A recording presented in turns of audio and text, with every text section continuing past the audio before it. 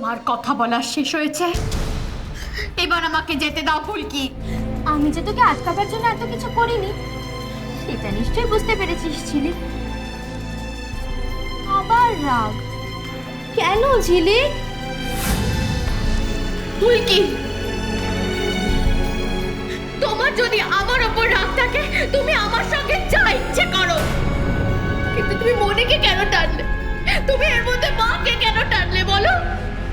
আর যদি মা বা মনির কোনো একটা ক্ষতি হয়ে যায়? কিছু হয়নি, আর মার কিছু হবে না। আমি যতক্ষণ মায়ের কাছে আছি মায়ের কিচ্ছু হবে না। আর শত্রুতা সেটা তো তুই শুরু করেছিস ঝিলিক, বাইরে থেকে বুদ্ধি দিয়ে আদিত্যর হাত থেকে পাওয়ার কেড়ে নিয়ে। সেই জন্য তুমি? হ্যাঁ, সেই জন্য। একটা কথা আমি তোকে পরিষ্কার করে বলে দিচ্ছি, মাথায় ঢুকিয়ে নে। তুই যতবার আমার পথের কাঁটা হয়ে দাঁড়াবার চেষ্টা করবি ততবার তুই ঠকবি।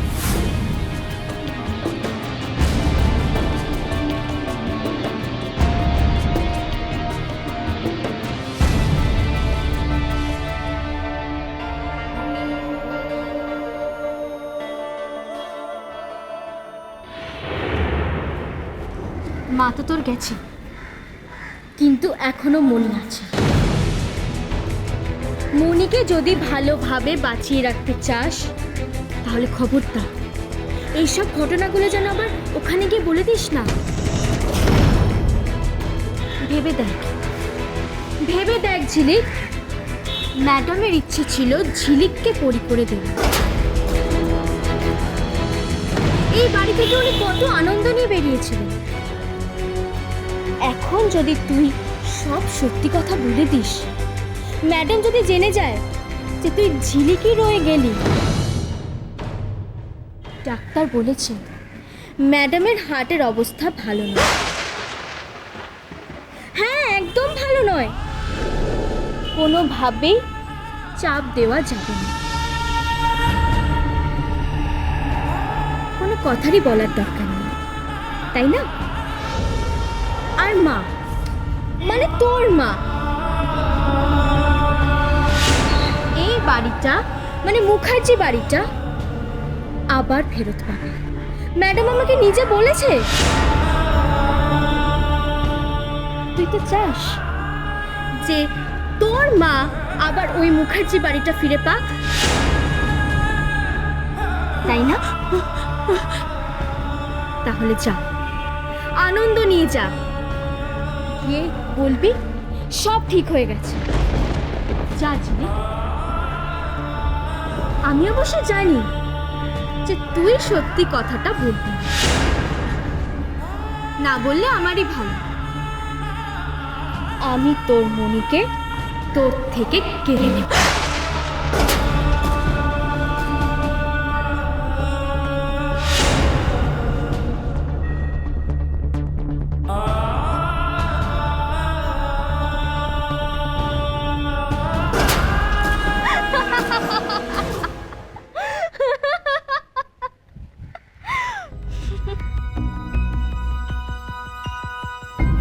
আমি জানি ঝিলিক, তুই এই সত্যি কথাগুলো বলবি না,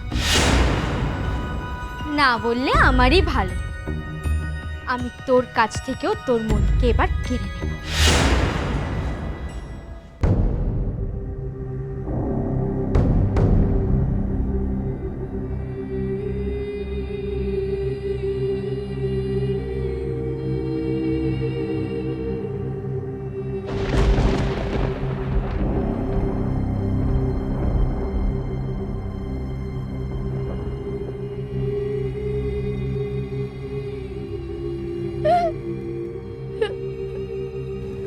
পারলাম না রে, আমি কিছুতেই ফুলকিকে আটকাতে পারলাম না। কেউ আমার কথা বিশ্বাস করলো না, মেজ বৌদিও না।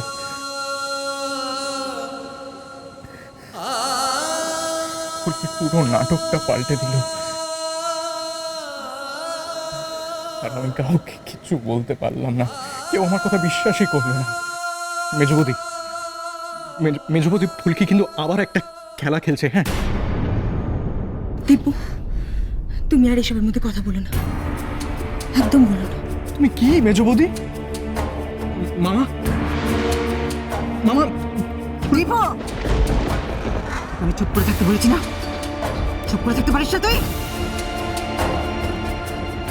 মনে নেই তোর না আমি তোকে কি বলেছিলাম? আমি তোকে বলেছিলাম না, আমি তোকে তো বলেছিলাম যে তুই এই বাড়ির আশ্রিত, তুই দাদাগোর কাছে তুই আশ্রিতর মতন থাক। বাড়িতে দাদা গো আছে, বৌদি গো আছে, মেজো বউ আছে,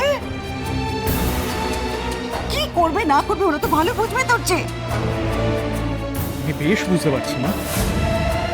দীপু, দীপু, তুমি এই ব্যাপারে আর থাকবে না। ভালো করছিস না, ভালো করছিস না কিন্তু ফুলকি, ফল কিন্তু ভালো হবে না।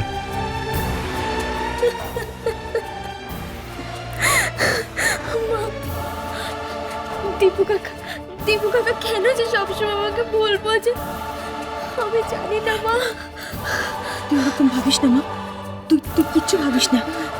আমি আমি সব বলবো, তুই যা বলবি আমি ঠিক সেরকম বলবো। দাদু দাদু তুমি দীপু কাকাকে একটু বুঝিয়ে বলবে যেন আমাকে ভুল না বোঝে। আমি যেটা করছি সেটা মিসেস রায়চৌধুরীর কথাতেই করছি। কেন যে দীপু কাকা আমাকে ভুল বোঝে?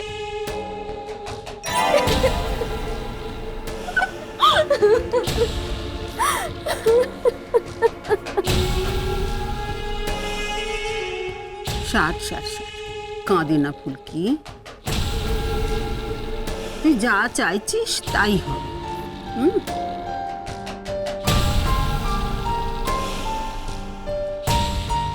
ফুলকি নাটক করে সব পাল্টে দিল। আমি কাউকে কিচ্ছু বলতে পারলাম না, কেউ আমার কথা শুনতেই চাইল না।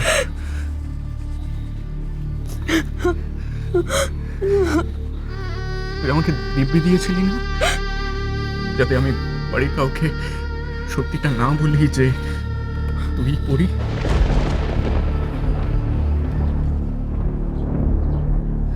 আমি আমি আমি আর আর কেউ আমাকে আটকাতে পারবে না।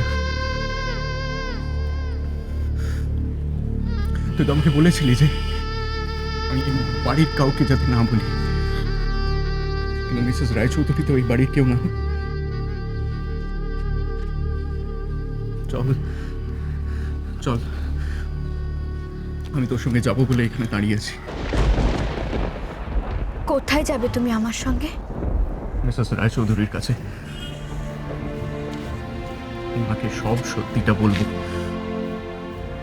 ওনার জানা দরকার। না না, তুমি মনিকে কিচ্ছু বলবে না। আমি বলছি তুমি মনিকে কিচ্ছু বলবে না দীপু কাকা, কিচ্ছু বলবে না, কিচ্ছু বলবে, কিচ্ছু না।